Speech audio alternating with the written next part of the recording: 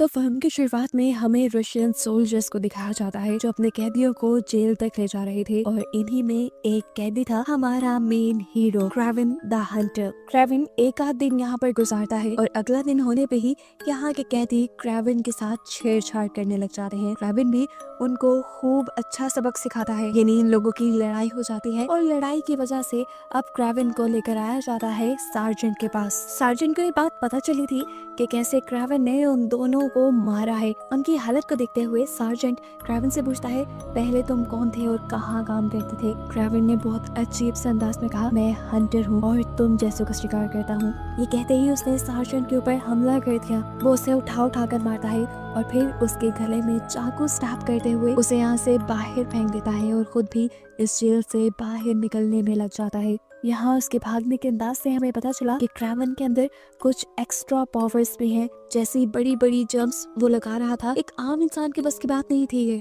वो किसी चीते की तरह तेज भागता था और दीवार पे तो वो ऐसे चढ़ रहा था जैसे उसका रोज का काम हो। चंद ही मिनट में वो बिना किसी के हाथ लगे वहां से भाग निकला। भागते हुए क्रेविन के सामने आ गया एक बहुत ही बुरा बर्फ का तूफान। इससे लड़ते हुए इसी तूफान में एक भेड़िया भी उसके सामने आ गया जो उसका शिकार कर ही लेता, लेकिन क्रेविन उसकी आंखों में गौर से देखने लगा। उसके ऐसे देखने पर भेड़िया डर सा गया और उसने क्रेविन पे हमला नहीं किया। बाद में भागते हुए क्रेविन अपने एयर जेट में आ गया। प्लेन में आते ही उसने किसी की रिपोर्ट दी कि मैंने काम पूरा कर दिया है और सार्जेंट को मार डाला है। इससे हमें अंदाजा हुआ कि वो कोई कैदी नहीं था, बल्कि वो अपने किसी मिशन को पूरा करने के लिए ही यहाँ कैदी बनकर आया था। सीन अब पास्ट में शिफ्ट होते हैं और हमें क्रेविन और क्रेविन के भाई की पास्ट लाइफ दिखाई जाती है। दिखाया गया कि आज कॉलेज से पिक करने के लिए इन दोनों के फादर निकोलाई आए थे, जिन्हें देखकर ये दोनों हैरान हुए और कुछ ही देर में उन्हें वजह भी पता चल गई कि आज उनकी मॉम ने सुसाइड कर ली थी। ये सुनकर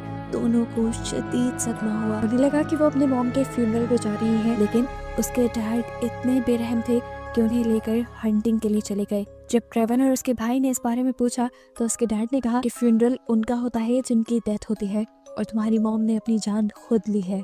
वो इतनी आसानी से इस तरह की बातें इसलिए कर पा रहा था क्योंकि वो एक गैंगस्टर था और साथ ही वो ड्रग डीलर भी था। वो अपने बच्चों को अपने जैसा बहादुर बनाना चाहता था।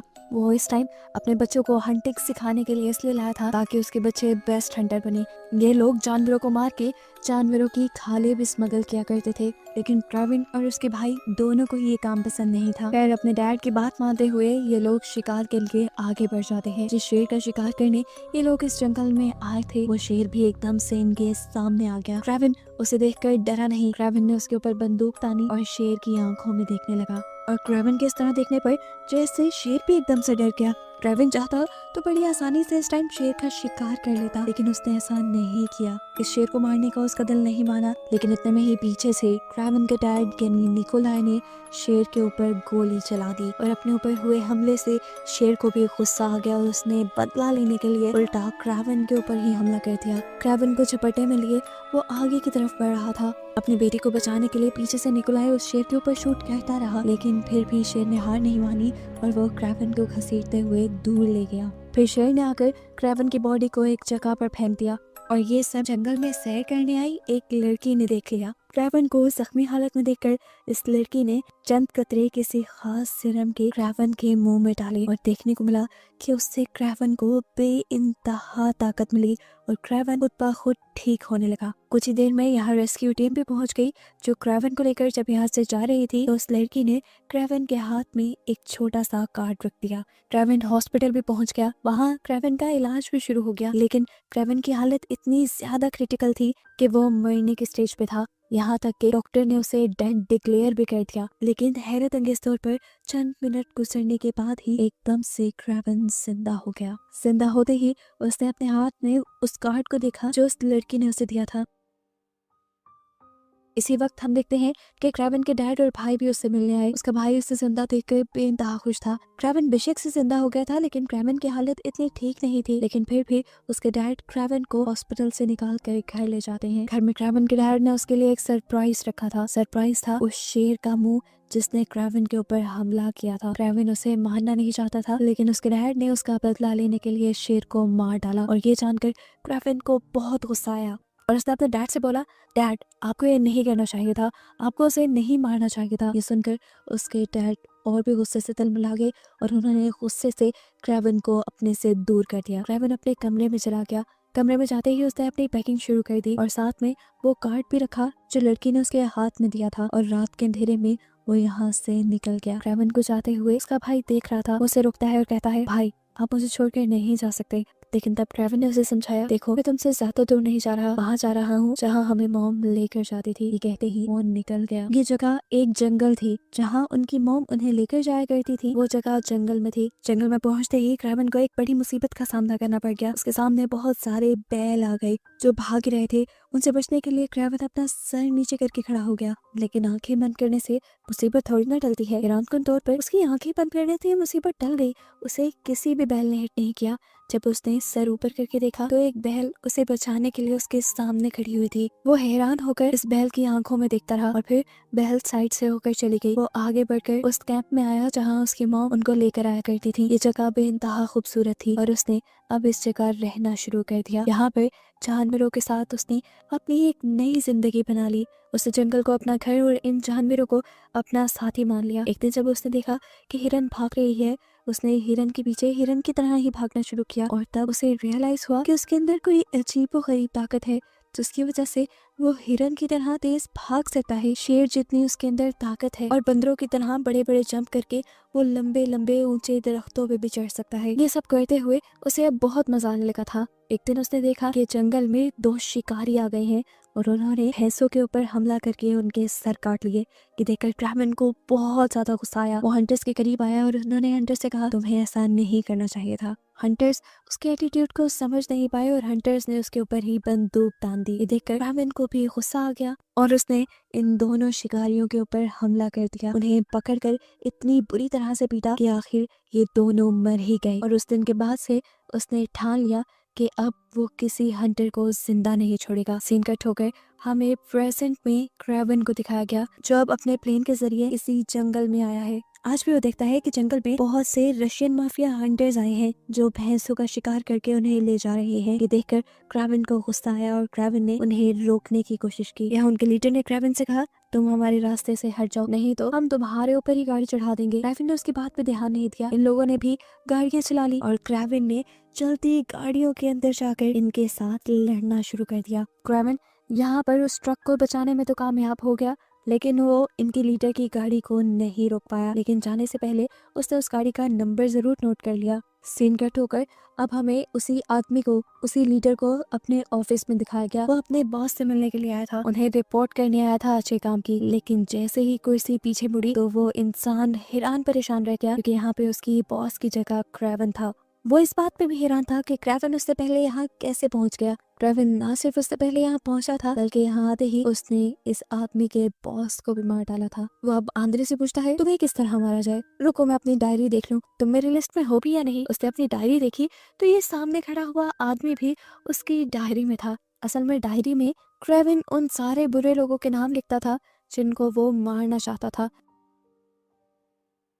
डायरी से इस आदमी का नाम काटते ही उसने गन उठाकर इस आदमी को शूट किया और मार डाला, जिसके बाद वो बड़ी ही सफाकी से इस कमरे से निकल गया और हमें उन दोनों आदमियों की लाश दरवाजों से लटकी दिखाई दी। अब सीन कट होकर फाइनली सालों बाद हमें उसी लड़की को दिखाया जाता है जिसने क्रेवन की जान बचाई थी कुछ जादुई सिरम उसके मुंह में डालकर। ये लड़की बड़ी हो गई है और अब एक जानी मानी लॉयर है। आए दिन इस फील्ड में उसे काफी थ्रेट्स मिलते हैं और उसके काफी सारे दुश्मन भी बन गए हैं। लेकिन खैर यहाँ पर एंट्री करता है हमारा हीरो क्रेवन उस वक्त पे जब ये लॉयर अपनी दोस्त की फ्यूनरल पे थी। यहाँ पर आकर क्रेवन ने उसे बताया कि मैंने तुम्हारी दोस्त के मुजरिम को मार डाला है, मैंने उस रशियन सार्जेंट को मार डाला जिसने तुम्हारी दोस्त का रेप करके उसे मारा था। ये सुनकर वो हक्का बक्का रह गई। क्या क्रेवन सच बोल रहा था? उसे यकीन नहीं आया। वो घर गई और घर जाते ही उसने रिसर्च की। क्रेवन की बात बिल्कुल सच थी। किसी हंटर नामी पहचान के शख्स ने उसकी दोस्त के मर्डर को मार डाला था और इस चीज से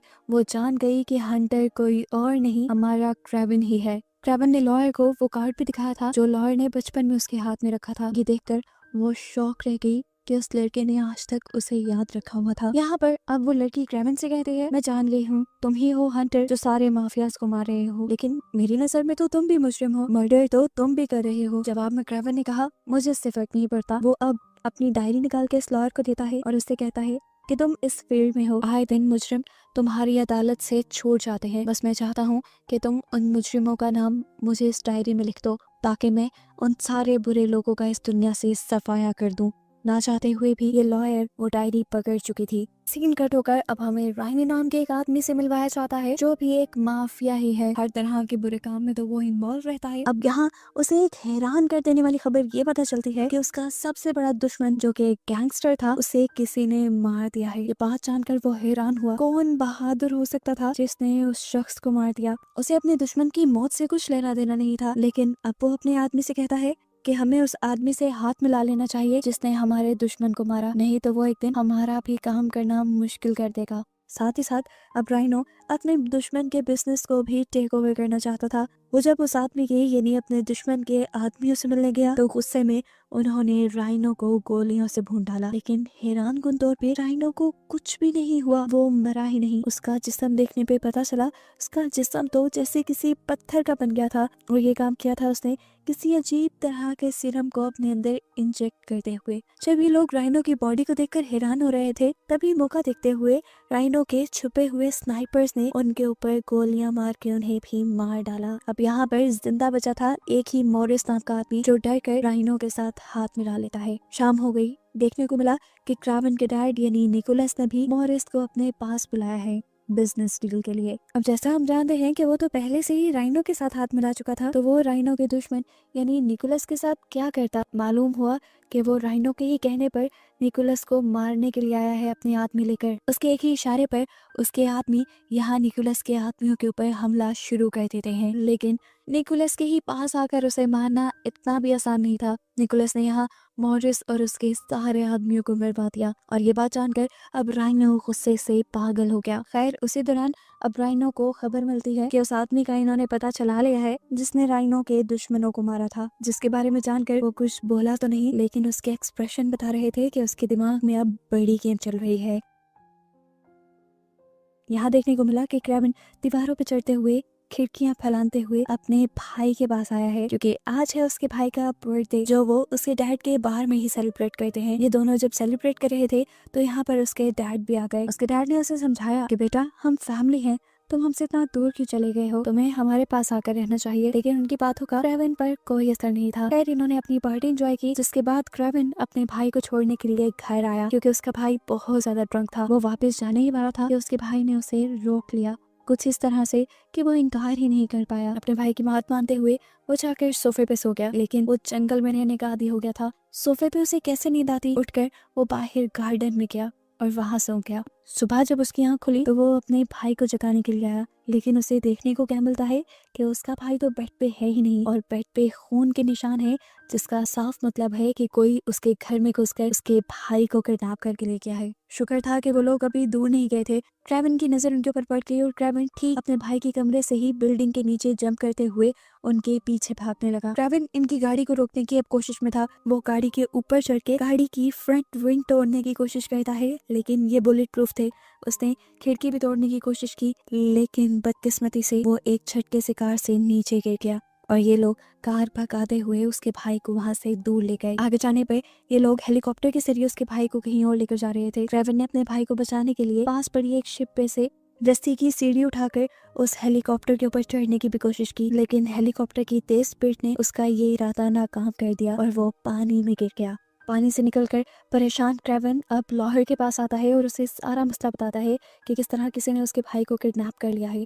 वो यहाँ पर इसलिए आया था कि लॉयर पता करवाए कि आखिर वो कौन है जिन्होंने उसके भाई को किडनैप करवाया है। उसे कहने के मुताबिक लॉयर अपने आदमी के जरिए उसे पता भी करवा देती है कि इस टाइम उसका भाई है कहाँ। खैर ये बात तो क्रेवन को अपने डैड के जरिए भी पता चल गई थी कि उसके भाई को किडनैप करने वाले भी माफियाज हैं और उन्होंने पैसों के लिए उसके भाई को किडनैप किया है। वो अपने डैड से कहता है तो हाँ फिर प्रॉब्लम क्या है, दे देना आप उन्हें पैसे। जवाब में उसके डैड बोले अगर मैंने उन्हें पैसे दे दिए तो वो मुझे कमजोर समझेंगे और मैं कमजोर साबित नहीं करना चाहता अपने आप को, चाहे इसमें मेरा बेटा क्यों ना माना जाए। ये सुनकर क्रेवन को बहुत ज्यादा गुस्सा आया और वो समझ गया कि अब अपने भाई की जान वो खुद ही बचा सकता है। सीन कट होकर दिखाया गया कि एक आदमी ने आकर उस लॉयर को किडनैपर्स के बारे में और इन्फॉर्मेशन दी है, उनकी लोकेशन तक का पता चला लिया है। ये देखकर वो लॉयर बहुत खुश हुई और देखने को मिला कि सिर्फ 5 मिनट बाद ही वही आदमी जाकर राइनो के एक बंदे से मिला और यहाँ पे हमें ये रिवील हो गया कि असल में वो किडनैपर कोई और नहीं बल्कि राइनो के ही आदमी है और राइनो किसी तरह क्रावन को